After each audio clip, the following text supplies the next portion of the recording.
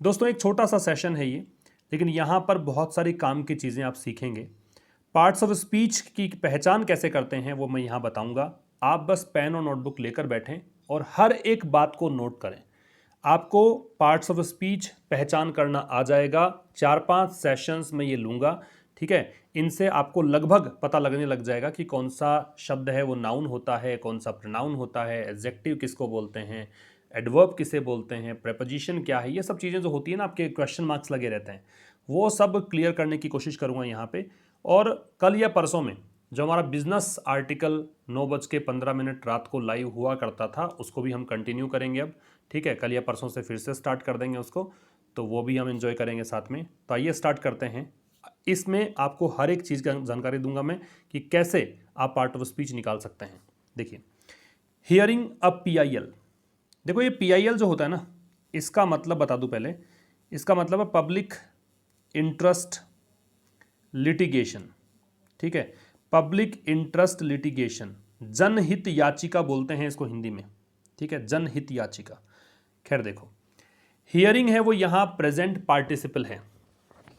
अभी मुझे तो पता लग गया, आपको पता कैसे लगेगा वो समझो। किसी भी सेंटेंस के स्टार्ट में, अब चूंकि मैंने कोई ना कोई सेंटेंस लिया है यहाँ पे, है ना, एक पैराग्राफ लिया है। किसी भी सेंटेंस के स्टार्ट में जब आप ING लगाते हो तो दो ऑप्शंस आपके दिमाग में आ जाने चाहिए कि या तो वो क्या है, जेरेंड, और या फिर वो क्या है, पार्टिसिपल।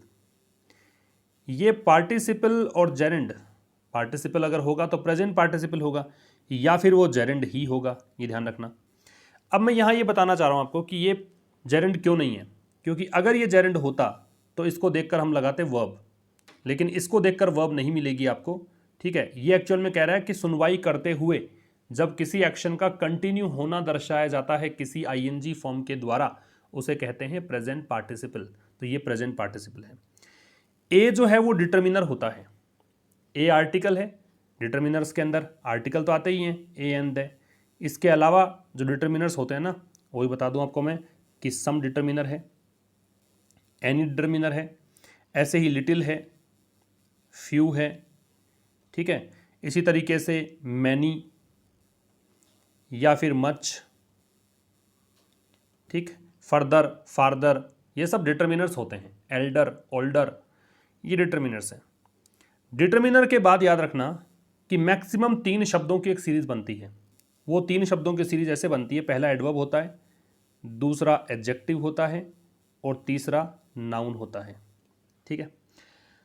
अब यहां तो आपको पता है कि इनटू तो प्रेपोजिशन है, ये तो समझते होंगे प्रेपोजिशन क्या होता है। In, into, on, upon, over, above, through, across, ये सब प्रेपोजिशन होते हैं। तो इसका मतलब हम लोग देखो, एडवर्ब, एडजेक्टिव और नाउन की सीरीज तो नहीं बन रही यहाँ पे। इसका मतलब यहाँ पे एक ही शब्द काउंट करो, और जब एक ही शब्द दे रखा हो डिटर्मिनर के बाद में तो उसे कहते हैं नाउन। तो PIL हो गया नाउन। तो ये तो हो गया प्रेजेंट पार्टिसिपल, ए हो गया डिटर्मिनर, ये हो गया नाउन। इनटू क्या है भाई, प्रेपोजिशन। एक बहुत ही काम की बात बता देता हूं, प्रेपोजिशन के बाद में लगता है ऑब्जेक्ट। प्रेपोजिशन अपने बाद में एक ऑब्जेक्ट लेता है। ऑब्जेक्ट चाहे सेंटेंस का हो या किसी प्रेपोजिशन का हो, सब्जेक्ट और ऑब्जेक्ट दोनों की बात बता रहा हूं। सब्जेक्ट और ऑब्जेक्ट जो होते हैं वो दो चीजें हो सकती हैं, या तो नाउन और या फिर हो सकता है प्रोनाउन, और कोई संभावना नहीं होती।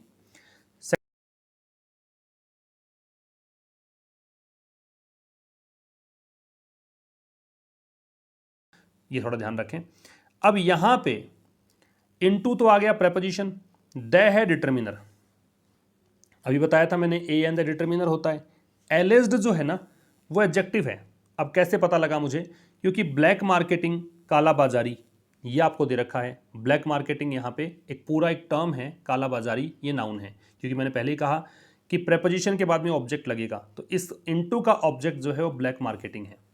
अब ब्लैक मार्केटिंग नाउन है, और नाउन की विशेषता बताने वाला शब्द एडजेक्टिव होता है, इसलिए मैंने इसको कह दिया एडजेक्टिव। अब आप कहोगे सर ईडी लग के तो वर्ब आती है। तो अगर वर्ब आती है तो फिर इसका सब्जेक्ट भी होना चाहिए, और आपने देखा कि इससे पहले कोई सब्जेक्ट था नहीं, इसलिए मैंने इसको कहा ये एडजेक्टिव है। और एडजेक्टिव में भी एक कैटेगरी है इसकी, ये पास्ट पार्टिसिपल है, क्योंकि थर्ड फॉर्म लगा के जो एडजेक्टिव बनते हैं वो पास्ट पार्टिसिपल बनते हैं, ठीक है। मैं इसमें ट्रांसलेशन बाद में करवा दूंगा आपको, फिलहाल मैं बता रहा हूँ कैसे पार्ट ऑफ स्पीच निकालना है। तो देखो ये हो गया प्रेजेंट पार्टिसिपल, ये हो गया डिटरमिनर, ये हो गया नाउन, ये हो गया प्रेपोजिशन, ये हो गया डिटरमिनर, ये हो गया एडजेक्टिव, ब्लैक मार्केटिंग हो गया नाउन। और है वो कंजंक्शन है, ठीक है, ये ऑल्टरनेटिव कंजंक्शन है, मतलब वैकल्पिक कंजंक्शन है। और इसके बाद दोनों चीज़ें, मतलब इसके पहले और इसके बाद दोनों चीज़ें सेम होनी चाहिए। इसका मतलब अगर ब्लैक मार्केटिंग नाउन है ना, तो ये भी नाउन है। होर्डिंग, होर्डिंग का मतलब जमाखोरी होता है। ब्लैक मार्केटिंग कालाबाजारी और होर्डिंग का मतलब जमाखोरी। आगे देखो, ऑफ प्रेपोजिशन हो गया, ठीक है। कोविड-19, मैंने कहा प्रेपोजिशन के बाद में तो ऑब्जेक्ट लगेगा, तो कोविड-19 ड्रग्स, ये कोविड-19 ड्रग्स पूरा ही एक टर्म है, ये कंपाउंड नाउन है, चूंकि ऑब्जेक्ट है इसका। ऑब्जेक्ट नाउन या प्रोनाउन होते हैं, प्रोनाउन ये नहीं है, प्रोनाउन नाउन के स्थान पर आने वाले शब्दों को बोलते हैं, ये यहाँ पे नाउन है। तो कोविड-19 ड्रग्स, एंड कंजंक्शन है। एंड भी अपने पहले और बाद में वाली चीज़ों को सेम लेता है। तो चूंकि ये जब नाउन आ गया तो नाउन आगे भी है, लेकिन यहाँ पे नाउन कमोडिटीज़ है। अब ये नाउन कैसे पता लगा मुझे? देखो, किसी भी शब्द का बहुवचन बनना, प्लूरल जो बनता है ना, वो 3 चीज़ों का बनता है अंग्रेजी में। एक बनता है नाउन का, एक बनता है प्रोनाउन का, एक बनता है वर्ब का। याद रखना, नाउन, प्रोनाउन और वर्ब। लेकिन नाउन एकमात्र ऐसा पार्ट ऑफ स्पीच होता है जिसको काउंट किया जा सकता है, ठीक है। तो कमोडिटीज वस्तुओं को बोलते हैं, वस्तुओं को काउंट कर सकते हैं, इसलिए इसमें नाउन कहा, न वर्ब है न ही प्रोनाउन है। और नाउन को मॉडिफाई करने वाला इसेंशियल हो गया एडजेक्टिव। जैसे यहाँ पे ब्लैक मार्केटिंग से पहले इसका मॉडिफायर एलिज्ड एडजेक्टिव था, वैसे इसेंशियल यहाँ पे एडजेक्टिव है। इसेंशियल वैसे भी एडजेक्टिव है, इसेंशियल का मतलब आवश्यक होता है।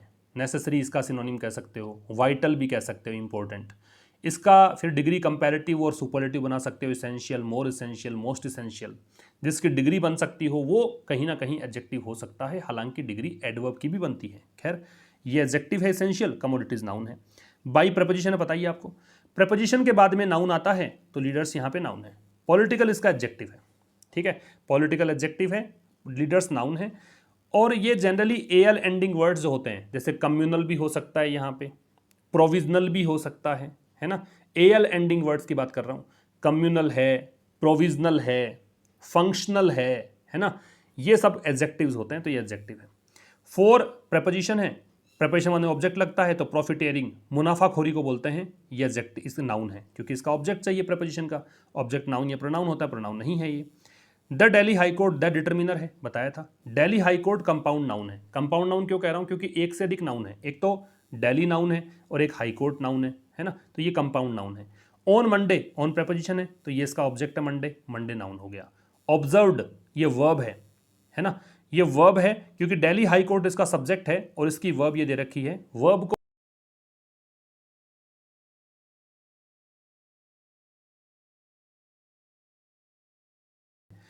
दैट कंजंक्शन इसलिए है कि यहां तक की बात तो हो गई कि इसने ये ऑब्जर्व किया। क्या ऑब्जर्व किया? वो आगे एक नया उपवाक्य दे रखा है, पॉलिटिकल लीडर्स। उपवाक्य किसे बोलते हैं? क्लोज किसे बोलते हैं? जिसमें सब्जेक्ट और वर्ब होती है। तो पॉलिटिकल लीडर्स यहाँ पे सब्जेक्ट है, आगे इसकी वर्ब दे रखी है, इसका मतलब ये क्लोज है, ये उपवाक्य है। पॉलिटिकल लीडर्स में देखा था, लीडर्स तो नाउन है, पॉलिटिकल एडजेक्टिव है, हैव है वो वर्ब है, ठीक है। नो डिटरमिनर होता है। नोट और नो में डिफरेंस है, नोट जो होता है वो एडवर्ब होता है, नो होता है वो डिटरमिनर। डिटरमिनर के बाद में नाउन होता है, अगर एक ही शब्द हो तो ये नाउन है, बिजनेस। टू होल्ड, टू के साथ V0 जब लगाते हो ना, उसको बोलते हैं हम इन्फिनिटिव। टू के साथ V0 को क्या बोलते हैं? इन्फिनिटिव, लिख लेना, इन्फिनिटिव। और स्टॉक्स नाउन है, क्योंकि ये इसका प्लूरल बनता है, स्टॉक का स्टॉक्स बनता है ना, सामान का स्टॉक होता है ना, उसको बोलते हैं नाउन है। अब ये कहना क्या चाह रहा था वो समझो। ये कह रहा था कि PIL एक जनहित याचिका की सुनवाई करते हुए, अब जनहित याचिका किसके लिए दायर की गई थी? तथाकथित रूप से एलिज्ड, मतलब तथाकथित रूप से कालाबाजारी और कोविड-19 के जो भी दवाइयां हैं या आवश्यक सामग्री हैं उसकी जमाखोरी को लेकर। किसने करी जमाखोरी, किसने कालाबाजारी करी? राजनेताओं ने। किस लिए? मुनाफाखोरी के लिए। तो इसकी सुनवाई करते हुए दिल्ली हाई कोर्ट ने मंडे को ऑब्जर्व किया, ये मतलब इनको संज्ञान मिला, है ना, ये यहाँ पे नोटिस किया कि राजनेता जो है ना, उनका कोई अधिकार नहीं है। अब हैव नो बिजनेस, इस फ्रेज का मतलब होता है कोई अधिकार नहीं है, इनका कोई राइट नहीं है। किस चीज़ का? स्टॉक्स को होल्ड करने का। ये किसी भी स्टॉक को जमा नहीं कर सकते। होल्ड से होर्डिंग बना था, वो जमाखोरी था। होल्ड यहाँ पे वर्ब है, इसका मतलब जमा करना है, ठीक है। तो स्टॉक्स को जमाखोरी का इनका कोई अधिकार नहीं है।